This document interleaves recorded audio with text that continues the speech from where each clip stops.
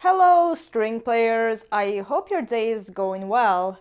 My day is going really well. I actually just got home from the park. It was such a nice day today that when I woke up, I just really wanted to go outside, but I was so excited that I didn't do my usual morning warm-up routine. So here I am. It's like almost 6 p.m. already. It's gonna get dark outside soon. And I need to practice, but I really don't feel like going through my 20-minute scale routine. And if that's you too, you can join me for these quick bow exercises that are really great for quick warm-ups when you don't have a lot of time. Last week I did some left hand exercises like this, so if you want to watch those, you can click the link right up here. So I just got my violin out. I haven't played today at all, so hey, why don't you join me for these warm-up exercises? But before I get started, if you haven't done so yet, subscribe to my channel down below and hit the notification bell so you don't miss any of my weekly videos. And if you would like a mini version of these, then head over to Instagram and follow me at Violinna. It's the same spelling as the name of this channel. Also, be sure to stick around to the end because after these 5 warm-up exercises, I'm going to introduce you a 6th exercise, which is, it's not so much a warm-up, but this is a new exercise in my arsenal that's a real challenger for me. And for any of you who've ever wanted to play something like Paganini's Fifth Caprice and wanted to do the original bowing of Paganini's Fifth Caprice, and always found it to be impossible, I have an exercise that was introduced to me recently on Instagram by Maria Tchaikovska. By the way, I mentioned her in my practice journal video. You can watch that right up here. So I'll link that as well. So be sure to stick around for the end because I'm going to see how I'm doing on that exercise. So let's get started. 5 quick bow warm-ups. We're going to use a metronome for this, as you can see right behind me. So I always love to start my day with long tones just to get my sound, open the sound of the instrument, get the arm moving. I'm going to put it on 60.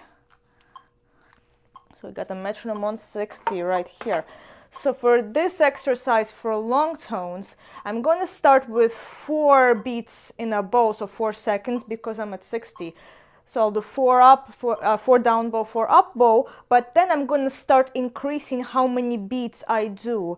So bow's gonna be getting slower, and I have to be really smart about how I divide it based on how many beats I do. So I'm gonna keep adding more beats until I get up to 20 beats a bow.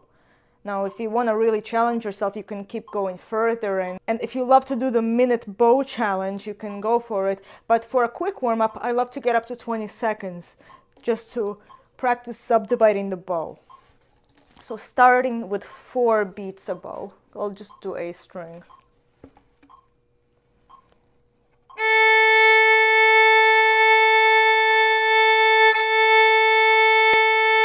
Now 6.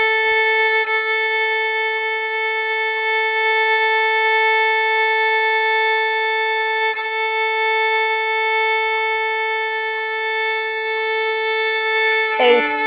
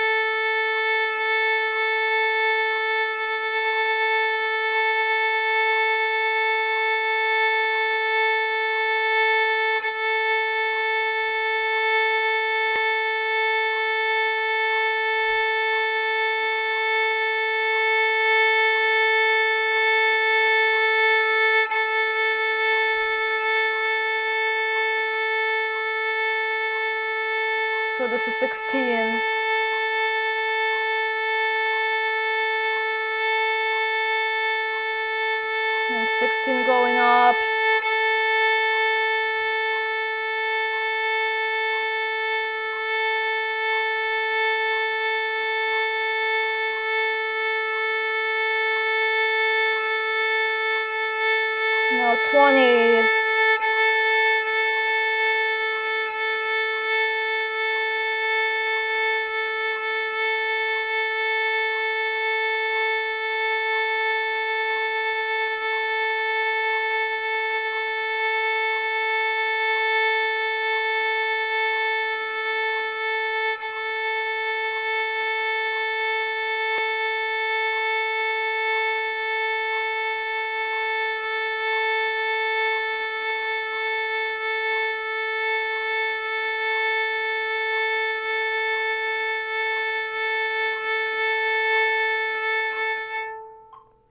All right. Okay.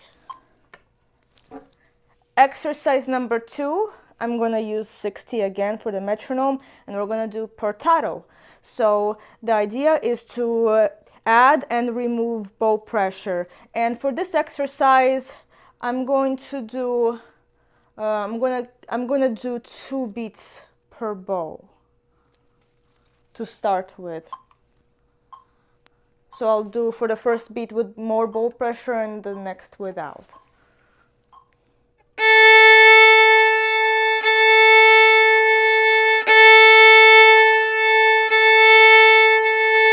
So the idea is when you do this exercise, you want to keep the bow moving, so there is always sound going. So 4.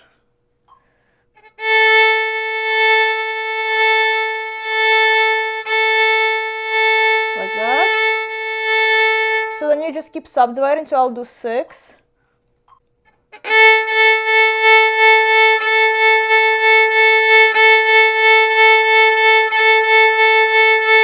And now I'll do 8.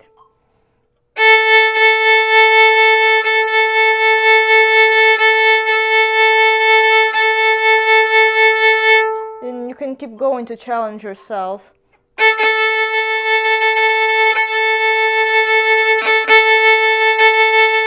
So I think I can go up to 10 here. It depends on what tempo you choose. So I'm just giving you an example. This might be a little easier at 40. But try different tempos, different days. So this is a good warm-up just to, again, do some bow division and just to get a feel for the give of the bow in different areas, because when you're at the tip, the give of the bow will feel different than if you're in the middle. And at the frog, you're going to have to be, it's more sensitive, so you have to have a sense of how to keep the sound the same at different parts of the bow as you do this exercise. Okay, so the third exercise, coming off these 2, it's a good transition to doing the snake exercise. And the idea is to practice changing sound points. So I'm going to practice on a single bow direction, going from the sound point closest to the fingerboard towards the one closer to the bridge, and then go back. So in order to manipulate the sound point, the thing to practice is knowing which direction to tilt the bow a little bit to get it to go where you want to. So I'm going to have the metronome off for this one. So I'm going to start near the fingerboard, and if I'm doing a down bow, in order to get it to go closer to the bridge, I have to tilt my bow a little bit this way. So right now it's parallel.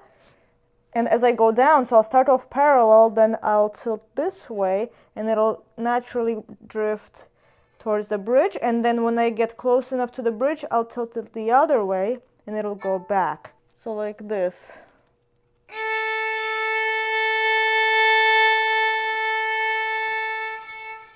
And then to go back, I'll do the reverse.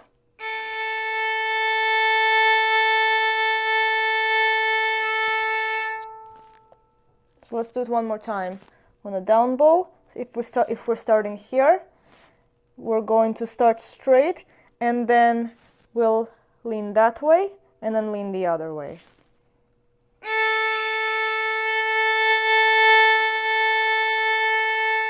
And then the opposite. Okay, now we'll do the opposite. So we're going to start closer to the bridge. So we're going to do the opposite now. So we want to go from the bridge towards the fingerboard and back to the bridge. So on the down bow, I'm gonna do this way first.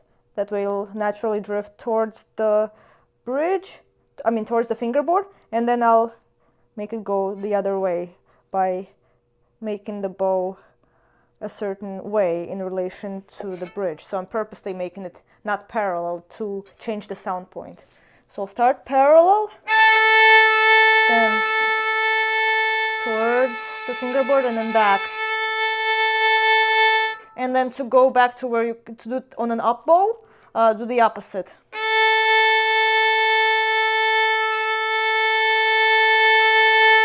So let's do it one more time.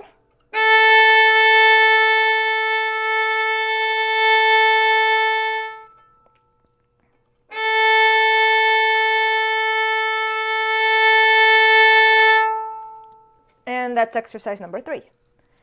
Okay, so for the 4th exercise, we're going to practice the Colle bow stroke, which I think is very important because it's going to get these back 2 fingers in action. It's going to help to practice transferring the weight from the front fingers to the back ones. And it's also great for articulation. So it's great for many, many things.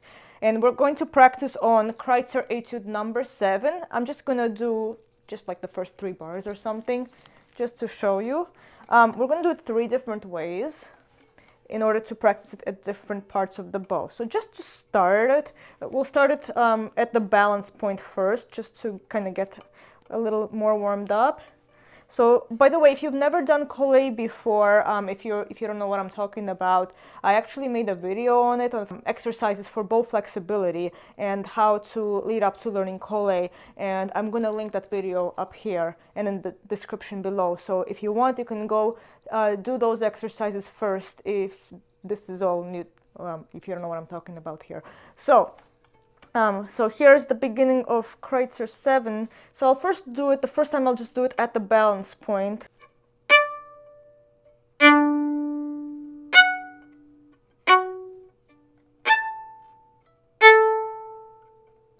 So my fingers are doing all the work. And I'm switching strings at the end of each Colle stroke. So for example, right here. So at the end I go back to the E string. And at the end here, I go back to the D string. And I'll do the same thing starting up bow, so everything opposite.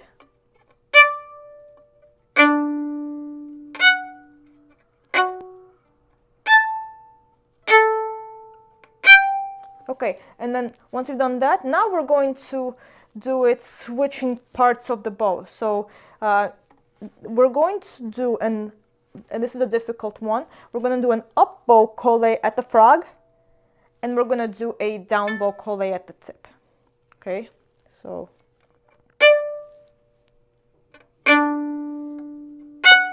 So get as close as you can, real quick.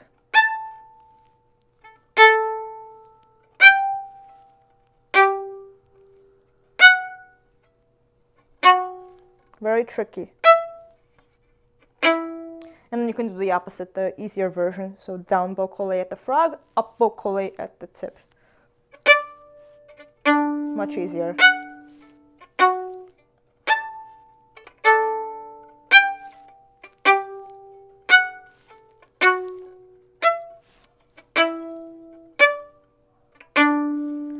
Of course, you don't have to do it on Kreutzer 7. You can do it on anything, really.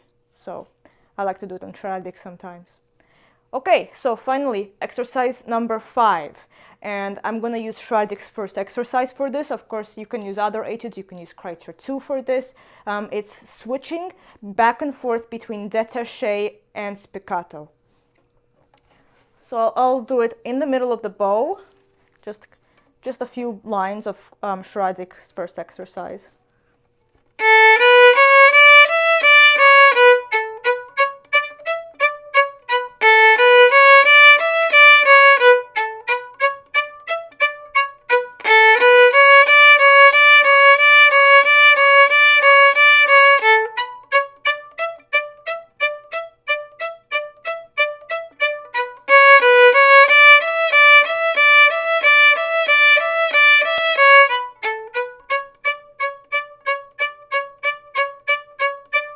you get the idea. So this is, I started slow tempo, and then if you feel comfortable, you can try a little faster.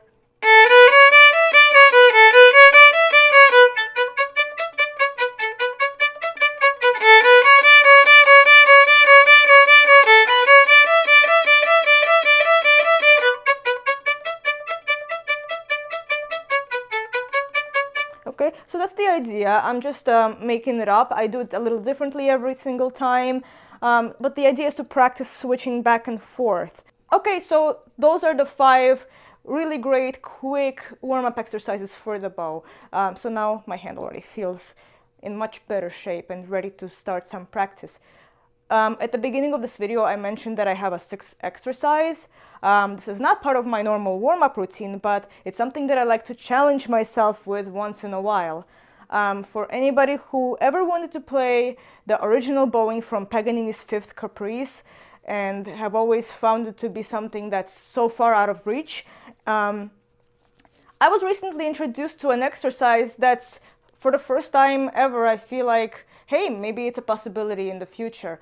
So this exercise is for ricochet bowing, 3 ricochets down and 1 ricochet up. That's Paganini's original bowing from his 5th Caprice that you can see some amazing players do, and it's rarely performed in such a way. And I'm going to use Schradek's first exercise for this again. So for this one, I'm going to use the metronome. I'm going to put it on. I'll see how I do today. I don't know how it's going to work. I feel like some days it's going well and other days. I haven't done this in a while. I'm going to put my metronome on 80. So this will be my quarter note. I'll do it legato first. 3 down, 1 up.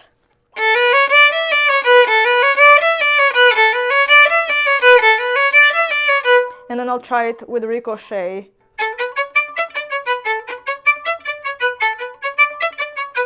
So the challenge is to get it really even, just as legato. So I'm going to try it one more time. This is a real challenger, and you know, if you get good at it at one tempo, then you can slowly inch your tempo up. And sometimes you're going to get to a point where you find that the slower tempo is actually more difficult. So it really depends.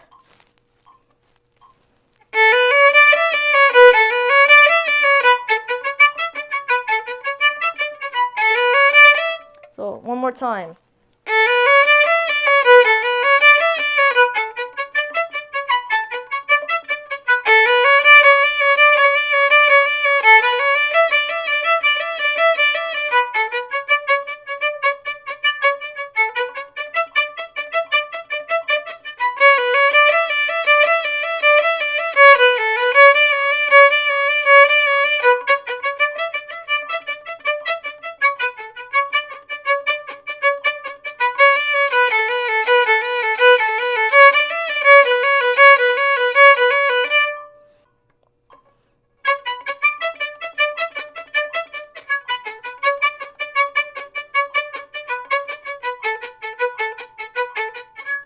So at a certain point, you're going to feel like you're getting into a groove of some kind. This is very tricky to get even. So let me try it a little faster. Nope, do 88 this time.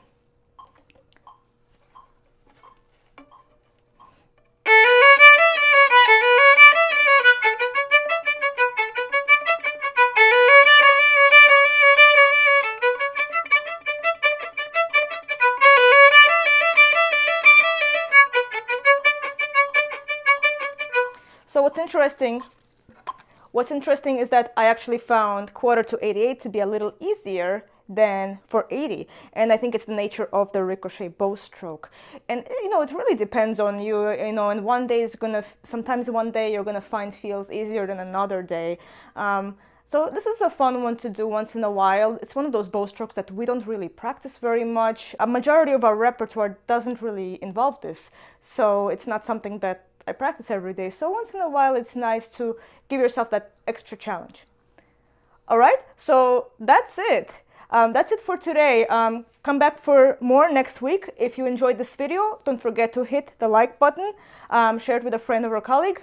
Happy practicing as always, and I will see you next week. It's really getting dark outside now, so I'm gonna go practice some repertoire now.